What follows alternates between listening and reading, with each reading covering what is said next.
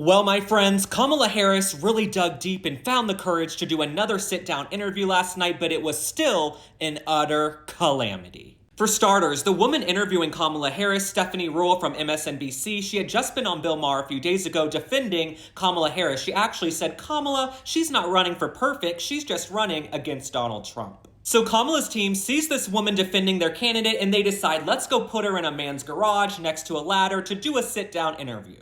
I actually thought the setting for the interview was absolutely perfect. Kamala, she's best friends with Gavin Newsom, so we know she likes to hang around tools. Also, she's used to climbing the ladder, so it was perfect. Now, in true Cabernet Harris fashion, we learned absolutely nothing from this interview. She did confirm that she did, in fact, work at McDonald's. She used to make the fries. I used to work in an ice cream truck. I used to work at a restaurant. That does not qualify me to run the country and have the nuclear codes right now. I will say, in the interview, Kamala did unveil her new favorite word, which is holistically. Looking holistically at the connection between that and housing, and looking holistically at the incentives we in the federal government can create for local and state governments to actually engage in planning in a holistic manner. Now, Kamala, I'm happy you signed up for the Merriam-Webster word of the day, but how are you going to make our lives better? What are you going to do to enrich the lives of the American people? She was actually asked, what's going to happen if you don't have a majority? How are you going to get anything passed? Now, I was on a panel last week in Washington, D.C. Amy Klobuchar was sitting over on the side of the stage. It was full of liberal mainstream media journalists, and I actually said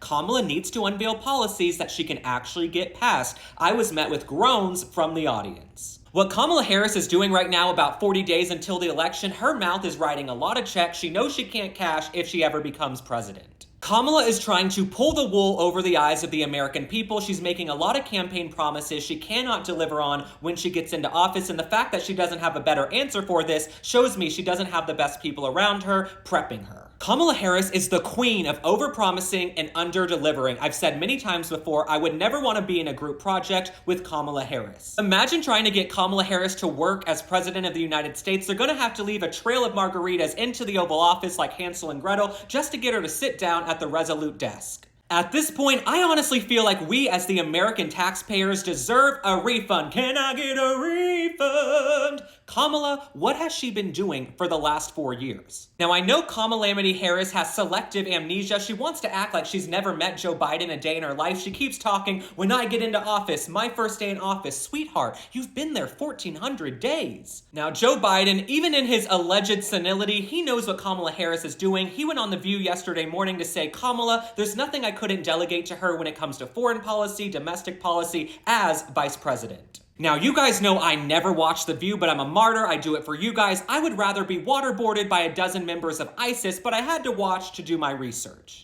And Joe Biden, he sees what Kamala is doing. He knows she's trying to distance herself from him, so he's going on TV and saying, no, no, no, Kamala was there in lockstep with me the last 4 years. Now, back to the MSNBC interview, Kamala Harris, she was asked about making tough gut decisions. Now, from the way Kamala Harris talks, I imagine her last gut decision was whether she was going to have red or white. The last tough decision Kamala made was, should I drink on these antibiotics?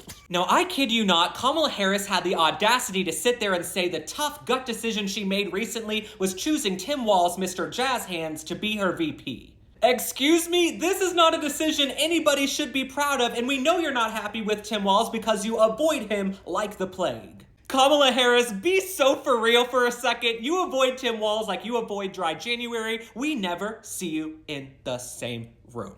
All right, my friends, thanks for liking and following. Drop a comment. Tell me how you feel about Kamala Harris, her avoiding hard sit-down interviews. I'm going to be here delivering the news on all the buffoonery, the tomfoolery that happens between now and November 5th. I'll see you on the next one. Bye.